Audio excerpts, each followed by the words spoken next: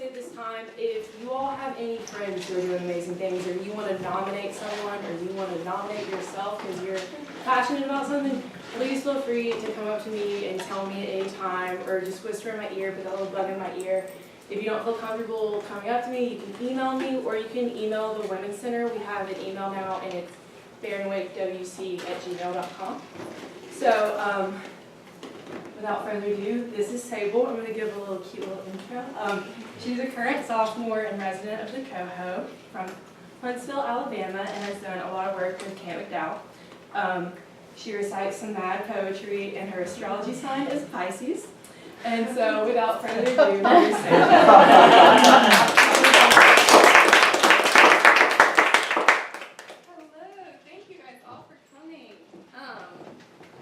So I'm going to try not to read from this too much, but I probably will a little bit. I'm also going to give just a little bit of an intro to myself also. Like Michelle said, and like all the emails said, my name is Sabol Rodgers. I really like knowing middle names because it's just like normally parents grace their children with a normal first name, and so they can go by that and people don't think this is such a weird first name, and then they give the weird middle like family name, but I'm an exception because my full name is a bunch of weird family names. So I guess I'm going to talk a little bit about myself, just so that you guys can see where the idea was born, and then a little bit about the project itself, which is the Wildflower Project.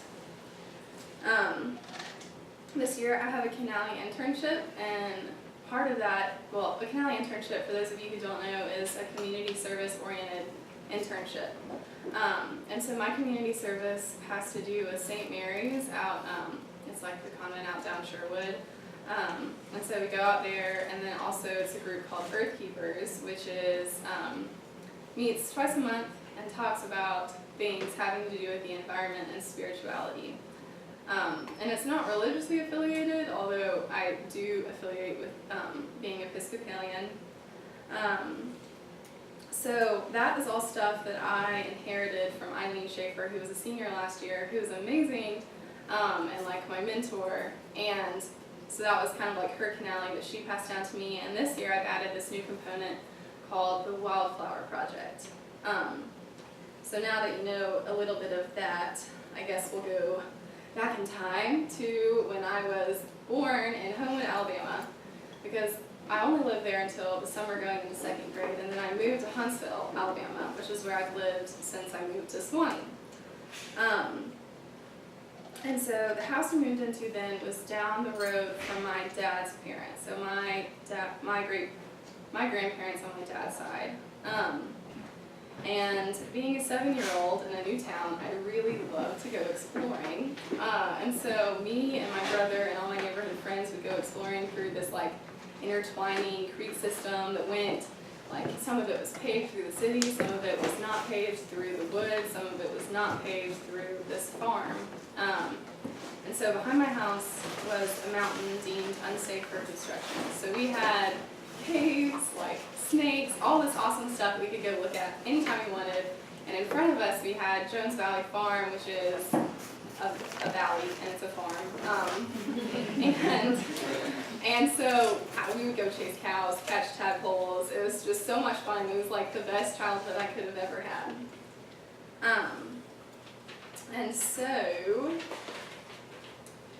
my grandfather, like I said earlier, we moved down the road from my dad's parents, and my grandfather has a garden in his backyard. And I didn't like vegetables.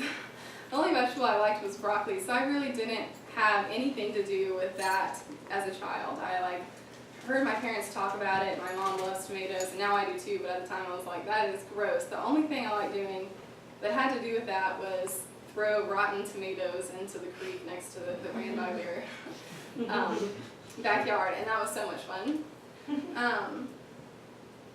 So that's kind of like, that's where I was growing up. So now I'm going to transition into who I was growing up to. My mom, Emily Rodgers, is the most amazing person in the entire world, and she grew up on a nursery called Chase Nursery, and that Chase Nursery belonged to my grandparents, which are sitting in the corner over there. So, but anyway, so she grew up there, and she knew so much about, or knows, at least now, so much about plants and where they grow and how they grow. But it's not like the way that we learn it. It's not like forestry or geology tests where you spend, 3 hours last night in forestry labs studying for your tree ID quiz this afternoon right before this. It's not like that. You just observe and you get to know, and you it's just something that is innate and within you. And so I didn't really care. I was like, gardening, flowers, whatever. And another thing about my mom is that when I was really little, she was involved in a lot of everything. She volunteered for so much. She was even a head chaw for this Sawyerville day camp thing. I don't know if any of you have heard about it. It's not that. It's a really awesome day camp, but she was in charge of it, and so that's just an example of how many things she volunteered for. And she would just continues to work so hard, and she doesn't work until she's put her hours in. She works until what needs to be done is done. And so that is something that I really look up to in her. And my dad also grew up on a farm one way or another. So he, from age 11 to 17, I guess, he worked on a farm, and they were different farms. His grandfather had a farm in Newmarket, Alabama. And so he worked there for a little bit, and then he worked on Chase Nursery across the street from my mom's house. So this is sort of beginning to formulate into this really cheesy Alabama love story, but that's not how they met. Well, maybe that's how they met. That's not how they fell in love, right? It wasn't some Romeo and Juliet farm boy. But anyways, so like I said earlier, the house that I live in now, all the backyard was just totally just wild. I mean, that's what it was, because there was nobody, the people who lived there before were really old, and nobody had really taken care of it because there was, I don't know, it just wasn't. So we were doing all this stuff that I'm learning technical vocabulary for in forestry now, and that's another thing that my mom would try to round us up for Saturday and Sunday family yard work days, as if that was some sort of fun activity. And I just remember I would try so hard to just be the water girl. I was like, I don't want to be digging, I don't want to be moving rocks around. And so I would bring them water, and I would try to save the earthworms that they dug up, because I knew for some reason earthworms were good for the soil, and they were cool to play with, and so I would always just try to make sure they found their way back to their home. So then I guess I was 14 years old when I first realized the importance of recycling. And that is that's really silly, but that is the first moment in my life where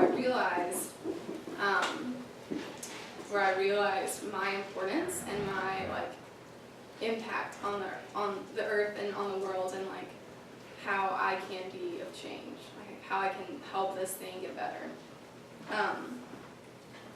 And so that's when that was kind of a craze for a while, because peace symbols were really cool, and being a hippie was really cool for a little bit.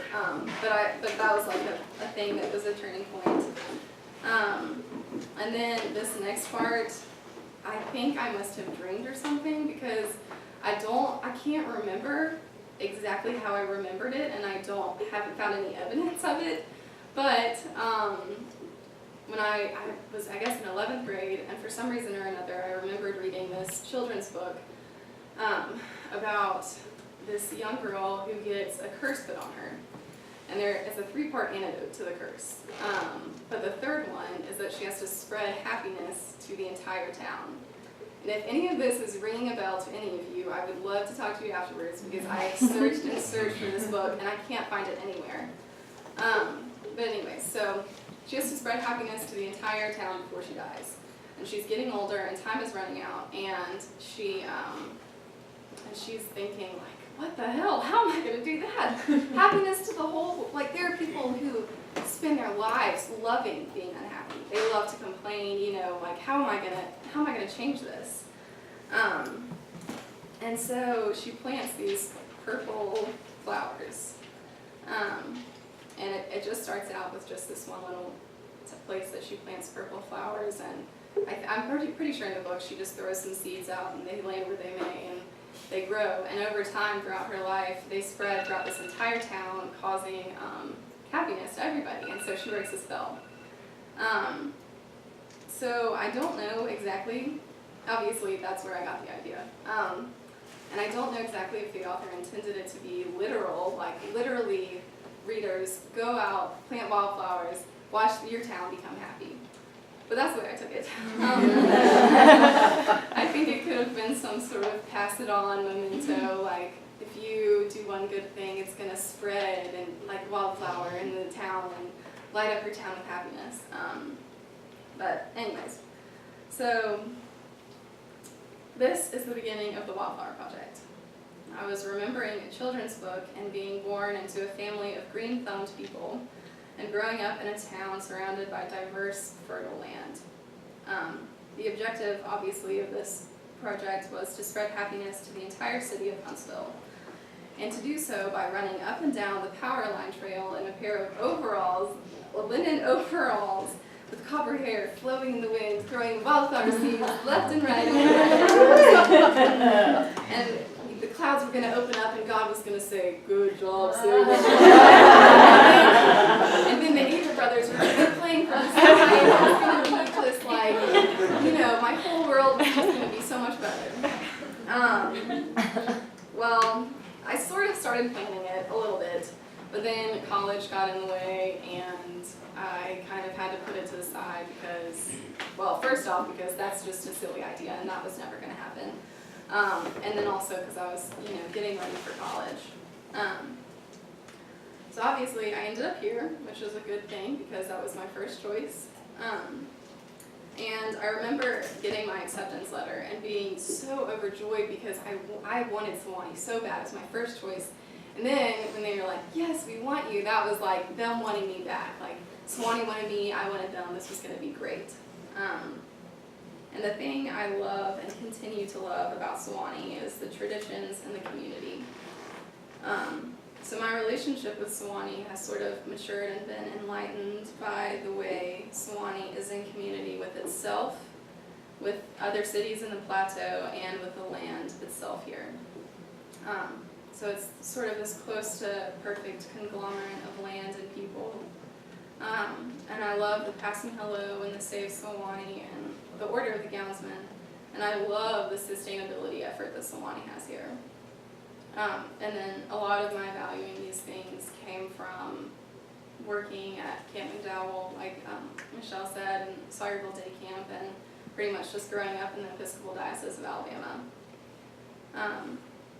So anyways, at this point I've been accepted to Sewanee, I'm going to Sewanee, and I've thought about this project, decided I'm going to wait until I'm, old, retired, have a lot of money, have a lot of time to do whatever I want, and that's when I'm going to do it. So I'm going to run through freshman year really quickly because I've just been talking about myself, not the project.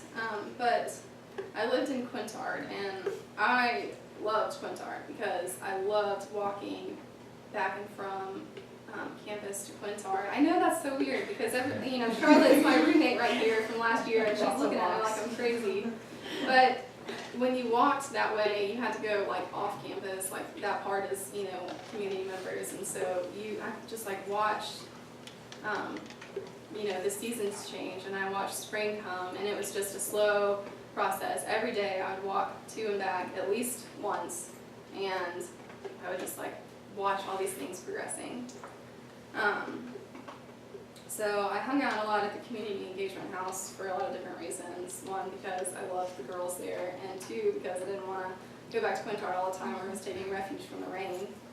And at the end of the year, I applied to live in the community engagement house and to have a Canali internship, and I was accepted to both of those and headed off to Camp McDowell and was feeling great, on top of the world. So then at the beginning of this year, for like 3 weeks, a month, / an ongoing process, I had to do a crash course self-lesson on wildflowers, and what I'm doing exactly. Because it's not as easy as throwing it over your shoulder and, hoping that it's going to end up well. So I started with wildflowers, and then I moved to perennial, which means that they'll come back every year, and then moved to local or native to Sewanee. And then at the end of the day, knowing that I'm just doing nothing unless I find deer-resistant plants, I went for deer-resistant because there's just like an army of them ready to chow down. So that left me with about 10 flowers, which I'll go talk about in a second. And the reason behind wildflowers is sort of this romantic, wildflower valley meadow, but also because they are wild flowers. They are tough. They are meant to grow in the wild, and they are meant to be, they're just meant to be wild. Perennials, because I don't want to keep planting the same things over and over again. I want to move to different locations next year and as I go on in my Sewanee career. And then local, because they're evolved to grow here. Like, this is their jam. This is what they were meant to do, is grow here. And so 7 out of the 10 flowers that I picked will naturalize, and naturalizing means that they'll spread on their own without any intervention. So, and these flowers themselves will attract hummingbirds, birds, and butterflies. So I'll talk about those for a little bit. The first one we have is the butterfly weed, which, hang on. So the way I'm getting people involved in this is that I've asked organizations on campus to be a part of it. And so what they're doing is help promoting and fundraising, promoting flowers.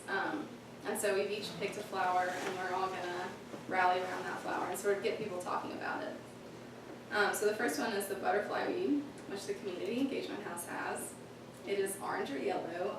And then my boyfriend in Auburn, I left a goldenrod I just picked it and left it on the counter when I was visiting. And he thought it was some sort of sign, or I was trying to communicate something with him. It wasn't. I honestly just picked the flower and left it there. But anyway, so he looked it up, and apparently goldenrod, which is one of the flowers that's growing in the site that we're planting, means good luck. So then after that, I was like, well, I have to know what all these flowers mean. So butterfly weed means let me go. I'm not really sure how you can take that, but it means, I guess, release. I don't know. Giant ironweed, which is purple, and ADT is helping me with that one, and I didn't find anything for that one. And then white wand beard tongue, that's one of my favorite names. Obviously white, and TKP is helping me with that one. The purple coneflower is the Women's Center, thank you. And I couldn't find anything on that one either. The Tennessee coneflower, the Good Life has, and cardinal flower means eminence. The lance leaf coreopsis means cheerful. The Russian Club is helping me with the snowdrop windflower. This daffodil is the chivalry, unreciprocated love, or sympathy. And then the copper iris means faith. So the snowdrop windflower and the daffodils are sort of like the harbingers of spring. They bloom in February and March, so that's kind of like the first sign that things are starting to warm up, things are getting good. And then the latest, obviously, are like, I guess it's not obvious, I didn't know that before I looked it up, but goldenrod and ironweed and Queen Anne's lace are still blooming right now. They're still doing their thing. So those are the flowers. And the Wildflower Project has sort of evolved and become its own thing throughout the course of its lifetime. And so, like I said, we've got groups of organizations on campus helping me promote it. And I plan to plant these around St. Mark's Community Center. And so, for anybody who doesn't know where St. Mark's Community Center is, because I think that a lot of people don't, it's down on Alabama. It's to the, I guess if you're coming from the Community Engagement House to the highway, it's on the left. And it's, if you did ropes course during pre, it's right in front of that field. And so it's a great place because it has that huge field. So that's where we're going to plant them in a lot of different places. Like the back sort of field is sort of marshy, I guess. It's very wet. So goldenrod and ironweed will love that. And then there's sort of that area by Willie Six ball field, which kind of looks like a rundown playground. I don't know if you guys have recognized that or driven by, but that'll be good for like dry flowers. So I'm starting out at the St. Mark's Community Center. And this is sort of the guinea pig running show. Like, let's see how this goes the first time and then work out the kinks. And hopefully we'll be able to plant them in a lot of different areas in Sewanee. So I'm not quite as naive as I was when the idea was first born. But I do hope for this project to further beautify Sewanee and create happiness in the people who see it. I know now that naturalization is the technical term for the spreading of wildflowers that I so idealized. And also another thing, for those of you who know me, you know that I love Ryan Andrus. He's a poet. And one of his things I just felt was really needed to be right here. It says, I like geography the best, he said, because your mountains and rivers know the secret. They pay no attention to boundaries. And so the reason why I really love that is because these flowers are going to grow wherever they want to grow and wherever is best for them. And it's not going to be, you know, this person doesn't eat meat, so I'm not going to, you know, grow in their yard. And it's not going to be like that. They're going to grow wherever they want to grow, and the people who see them are going to do whatever they want to do with them. So that being said, people are going to move them. They're going to drive right past them, not give them a thought. But also, people are going to cut them and smile upon them and give them as gifts. So the biggest thing that I've learned through this is that there are people in the community who want to help your dreams come true. Who you are and who I am has a place and a belonging and a purpose in this community. And so, like I said earlier, when I was so happy that Sewanee wanted me, because I wanted them so bad, I mean that. Sewanee wants you. They accepted you, and they continue to want you, even when you're a senior. And so, I use community in a broad sense, in that we are in community with the soil and with the birds and the bees and the flowers. And we are in community with people who we see and know, and we're in community with people who we see and don't know. And so part of the reason why I loved the Passing Hello is because it's sort of a recognition and like an offering to people who you know and don't know. And I'm hoping that, I'm intending that this Wildflower Project is a gift to the community and an offering and a resource for both people and birds and insects.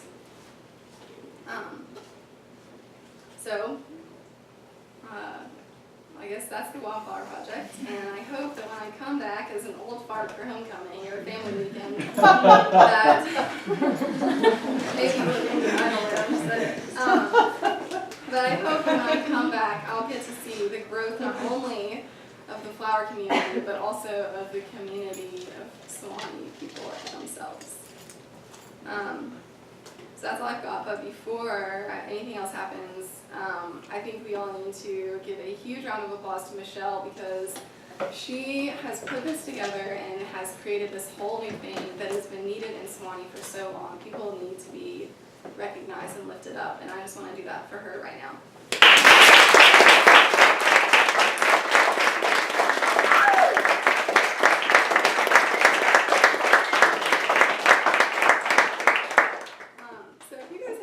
You can ask me. It doesn't have to be about the project, but that's what I'm here for. So.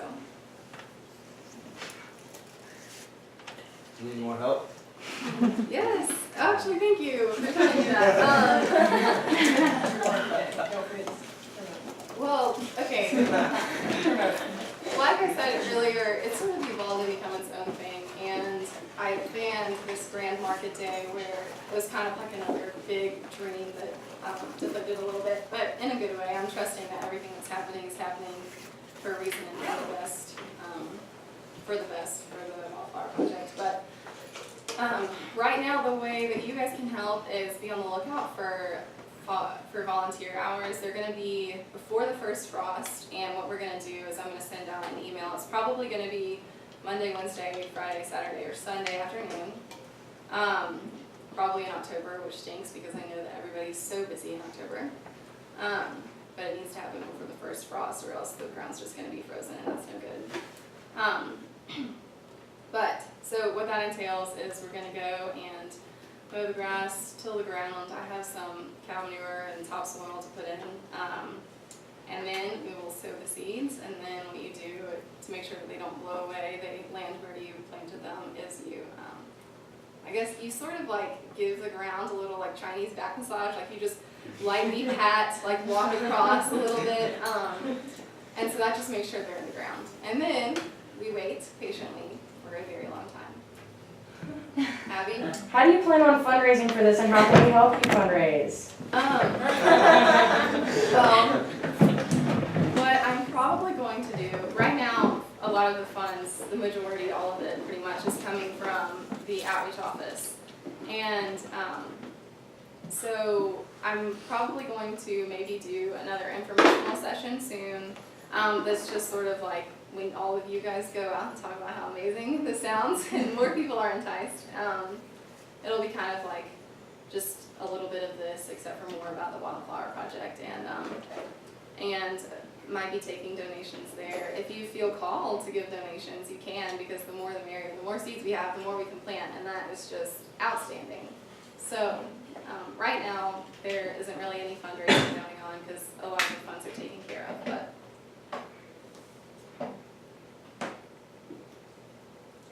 If that's all the questions, can we all raise a glass to say we're right now